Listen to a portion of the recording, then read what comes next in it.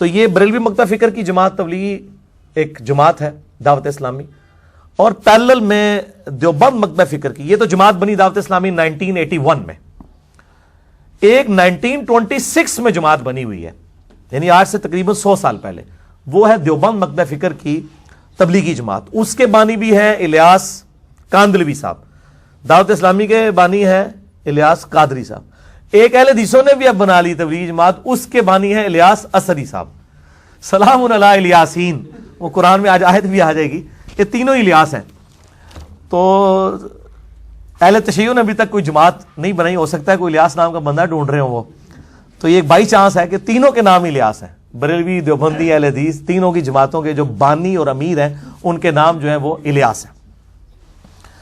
تو ان کو میں ریکویسٹ کروں گا تبلیغی جماعت والوں کو بالخصوص کہ جس طرح الیاس قادری صاحب نے ہمت کی ہے اور پگڑی کا کلر چینج کیا، آپ بھی ذرا میدان میں اترے نا، اور آپ نے جو اپنی نشانیاں بنائی ہوئی ہیں ان کو چینج کریں۔ اب میں نے دیکھا جو لوگ بھی تبلیغی جماعت میں جاتے ہیں وہ فوراً سے پہلے اپنی مونچھیں صاف کر دیتے ہیں، اور وہ سمجھتے ہیں شاید یہ کوئی سنت ہے۔ سنت نہیں ہے، نبی علیہ السلام سے نہ کسی صحابی سے یہ ثابت ہے کہ انہوں نے کبھی مونچھیں صاف کی ہوں۔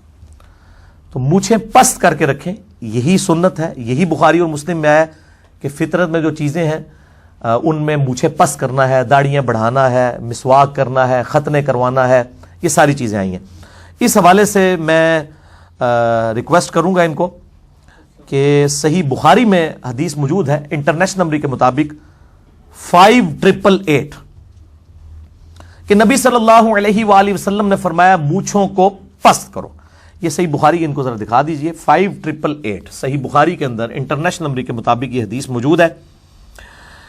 فرمایا مونچھوں کو پست کرنا فطرت میں ہے، یعنی نیچر میں ہے، اور سورۃ النساء کی آیت نمبر 119 میں آیا ہے کہ یہ شیطان کا کام ہے کہ وہ حکم دے گا وَلَآمُرَنَّهُمْ فَلْيُغَيِّرُنَّ خَلْقَ اللَّهِ، میں ان کو ضرور ابھاروں گا کہ تیری تخلیق کو بدلے۔ داڑھی مڑانا بھی تخلیق بدلنا ہے، فطرت کو بدلنا ہے۔ البتہ ختنے جو ہیں وہ ان کو کروانا فطرت ہے، وہ اللہ تعالیٰ نے خود حکم رکھ دیا۔ تو یہ ان کو دکھا دیجیے یہ والا پیج، اور اس میں خصوصاً جو یہ حدیث ہے 5888 اس کی جو ہیڈنگ ہے اس کے اندر امام بخاری رحمہ اللہ تعالیٰ نے تعلیقاً لکھ دیا، اور ان کی صحیح اسناد بھی باقی کتابوں کے اندر موجود ہے کہ عبداللہ بن عمر رضی اللہ تعالیٰ عنہ اپنی مونچھیں اتنی پست کرتے تھے کہ یہ کھال کی سفیدی پیچھے سے نظر آتی تھی۔ اب یہ ذرا کیمرے میں یہ میری مونچھیں بھی ان کو دکھا دیں کہ اتنی مونچھیں پست کرنا کہ یہ پیچھے جو کھال کی سفیدی ہے نظر آئے، یہ ہے عبداللہ بن عمر کی سنت۔ اور عبداللہ بن عمر مونچھیں پست کرنے والی حدیث کے چونکہ راوی ہیں، تو راوی حدیث اپنے عمل سے بتا رہا ہے کہ پست کرنے کا مطلب مونڈنا نہیں ہے، بلکہ اتنی چھوٹی کرنا کہ کھال کی سفیدی نظر آئے، ورنہ تو وہ کہہ دیتے مونڈنا۔ اور میرا چیلنج ہے کہ دنیا کی کسی حدیث کی کتاب میں مونچھیں مونڈنے کا ذکر نہیں ہے، کسی صحابی سے ثابت نہیں ہے مونچھیں مونڈنا، بلکہ اس کے اپوزٹ چیز موجود ہے۔ اچھا، یہ جو حدیث ہے 5888، اس کے بعد 5889 بھی ہے کہ 5 چیزیں فطرت میں سے ہیں: ختنہ کروانا، زیر ناف بال مونڈنا، بغل کے بال نوچنا، ناخن ترشوانا اور مونچھیں کم کرنا۔ اس میں واضح الفاظ ہیں، قص شارب، مونچھوں کو پست کرنا، مونڈنے کے الفاظ نہیں ہیں، بلکہ یہ مونڈنے کو تو ناپسند کیا گیا ہے، اور میں یہ اپنی طرف سے فتویٰ لگایا تو مطلب یہ لوگ برا منا جائیں گے۔ یہ حدیث کی پہلی کتاب ہے میرے بھائیو، الموطا امام مالک، روئرز پہ پہلی کتاب حدیث کی، بخاری اور مسلم سے بھی پہلے، امام مالک بن انس رحمہ اللہ تعالی المتوفا 179 ہجری۔ بالکل اینڈ پہ جا کے الموطا امام مالک میں یہ بریلویوں کا جو ترجمہ ہے اس میں 1710 ہے، اور مکتبۃ الشاملہ کی انٹرنیشنل نمبرنگ ہے 1677۔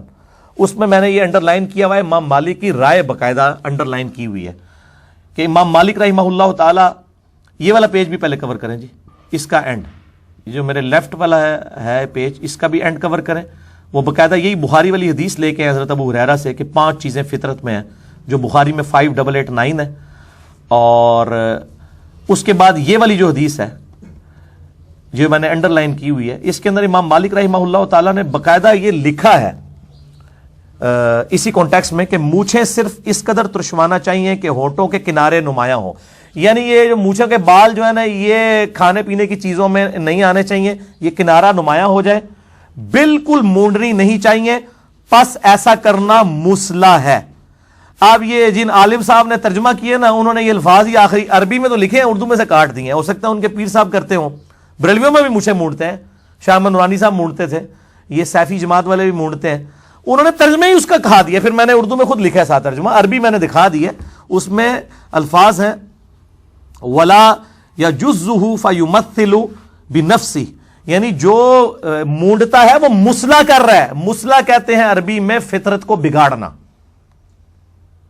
جیسے جانوروں کے کان چیر دینا، ان کے سینگ توڑ دینا، یہ مسلح ہے، بگاڑنا. اس کو قرآن پاک کی سورہ نساء کی آیت نمبر 119 میں حرام قرار دیا گیا اور شیطانی فعل. اور یہ داڑھی کرنا بھی مسلح ہے مرد کے لیے کہ وہ اپنا چہرہ بگاڑ دے. اور اسی کے تحت میں نے داڑھی کے اوپر اور مونچھوں کے اوپر اور زیر ناف بال، یہ تمام چیزیں مسئلہ نمبر 32 اور 33 میرا ریکارڈڈ ہے. آپ یوٹیوب کے اوپر جا کے کریکٹ اسپیلنگ لکھ دیں، 33 3 ڈیجٹ ڈیش مسئلہ MAS اپوسٹرافی والا کاما ALAH، تو وہ ویڈیو کھل جائے گی. مسئلہ کہتے ہیں سوال کو عربی میں. البتہ تبع تابعین میں سے ایک بہت بڑی پرسنالٹی ہیں سیدنا سفیان بن عیینہ رحمہ اللہ تعالی. ان سے ثابت ہے کہ وہ مونچھیں مونڈتے تھے. کسی یعنی تابعی سے ثابت نہیں، کسی صحابی سے ثابت نہیں، نبی علیہ السلام سے نہیں، ایک تبع تابعی سے. اور تابعین میں سے آپ دیکھیں، تبع تابعین میں سے انہی کے پیرلل میں امام مالک اسے مسلح کہہ رہے ہیں. یعنی اگر ایک کرنے والا موجود ہے تو دوسرا اس کو حرمت کا فتویٰ بھی دے رہا ہے. اس لیے اس میں بچنے میں یہ عافیت ہے، آپ مونچھیں پست کریں، مونڈے نہ، یعنی یہ مسلح نہ کریں. تو یہ نشانی اپنی چھوڑ دیں. یہ نہیں ہے کہ جو بھی تبلیغی جماعت میں جائے تو وہ فوراً یہ کام کر لے. اچھا، اور تو اڑی باری بھی آنے لگی ہے، کیونکہ ادھر اکثر تو اہل حدیث بھی بیٹھے ہوئے ہیں کہ اہل حدیث کے اندر بھی یہ ایک بیماری ہے. جیسے ہی کوئی بندہ یعنی اہل حدیث کی طرف آتا ہے نا، سب سے پہلے اس کی ٹوپی اتر جاتی ہے. اور اگر وہ پہنتا بھی ہے تو وہ پیچھے بالکل رکھی ہوتی ہے، آگے بھی پف نکالی ہوتی ہے، جس کو کہتے ہیں نا وزارگی سے پہنی ہوئی ہوتی ہے. کئی تو امام مسجد بھی اس طریقے سے، اور کہہ رہے ہیں نماز کا حصہ نہیں ہے. بھئی ہم کب کہہ رہے ہیں نماز کا حصہ ہے؟ ہم یہ کہتے ہیں تو آپ اپنے آپ کو اہل حدیث اہل سنت کہہ رہے ہیں. دوسری طرف آپ کا یہ حال ہے کہ آپ فجر کی 2 سنتیں پڑھ کے مسجد میں یوں لیٹ جاتے ہیں، جی ہم سنت پوری کر رہے ہیں، حالانکہ نیند بھی نہیں آئی ہوتی. آپ کو چڑ پگڑی کے ساتھ ہی اور ٹوپی کے ساتھ ہی ہے. یہ سنت نہیں آپ نے پوری کرنی. اور یہ 2 مکاتب فکر میں بیماری ہے، ایک اہل حدیث میں اور ایک اہل تشیع کے اندر، کہ یہ ان کی امام جو ہے نا وہ ننگے سر نماز پڑھتی ہے. علماء پگڑی باندھ لیتے ہیں اہل تشیع کے، اہل حدیث میں بہت کم ہی ہے، زیادہ تر تو وہ سعودی رومال ہی رکھتے ہیں. جائز ہے لیکن خلاف سنت نہیں ہے، وہ سنت میں عمل کریں. وہ جائے امام کعبہ بھی نہیں کر رہا، اللہ اس کو بھی توفیق دے. تو بہرحال میں یعنی وہ ہو سکتا ہے کوئی اہل حدیثوں کی بات نہیں کی ہے. میرے لیے میرے بھائی سارے برابر ہیں. جو حق بات ہے وہ کریں گے، جو غلط بات ہے اس کو کنڈیم کریں گے انشاءاللہ تعالی. تو یہ اہل حدیث بھی اپنی نشانی چھوڑ دیں. یہ نہیں مطلب ایک شکل سے بندہ دیکھ کے پہچانا جاتا ہے کہ یہ اہل حدیث ہے، یہ بریلوی ہے، یہ دیوبندی ہے. آپ بھی پہچان سکتے ہیں. میں اگر آپ کے سامنے ایک بندہ لے ہوں جس کی مونچھیں چٹ ہوں، ایک سخت ٹوپی سفید والی پہنی ہو، آپ کہہ دیں گے یہ دیوبندی ہے. اور ایک بندہ لے ہوں جس نے گرین پگڑی پہنی ہوئی ہے، یہاں مسواک سجائی ہوئی ہے اور پیلی چپل پہنی ہوئی ہے، آپ کہہ دیں گے بریلوی ہے. اور ایک بندہ لے ہوں جس کی داڑھی کچھ بال ادھر بکھرے ہوئے ہیں، ادھر بکھرے ہوئے ہیں، یا تو ننگے سر ہے یا ٹوپی رکھی ہوئی ہے تو وہ بھی سائڈ پہ ٹائٹ ہے اور آگے بھی بال بکھرے ہوئے ہیں، اور شلوار آدھی پنڈلی تک ہے، آپ کہہ دیں گے اہل حدیث ہے. ٹھیک ہے جی. اس طریقے سے شیعہ جو ہے وہ عموماً بالکل چھوٹی چھوٹی داڑھی رکھتے ہیں، وہ گیٹ اپ سے بھی پہچانے جاتے ہیں جو ان کے یعنی مذہبی طبقہ ہے. تو یہ بڑا ظلم ہے کہ یعنی مکاتب فکر کی تفریق بھی گیٹ اپ کے ذریعے ہو رہی ہے، حالانکہ ایسا نہیں ہونا چاہیے. تو میں اس میں یعنی ان کو ہی دعوت دوں گا کہ اپنی نشانیاں جو ہے وہ ختم کریں. باقی آج چونکہ میں ایک میٹھی میٹھی باتیں کر رہا ہوں، ابھی تو میں عقیدوں کی طرف آیا ہی نہیں ہوں کہ جو ہمیں عقائد میں اختلاف ہے تبلیغی جماعت کے ساتھ یا دعوت اسلامی کے ساتھ، میں اس کو سکپ کر رہا ہوں. اس کے لیے میں ایک ہی لیکچر ان کو ریکمینڈ کروں گا. مسئلہ نمبر 71B، انڈیا اور پاکستان کے بزرگوں کی 19 گستاخانہ عبارات کا تحقیقی جائزہ، جس میں عقائد کے حوالے سے جو میری ریزرویشن ہے وہ آپ دیکھ سکتے ہیں.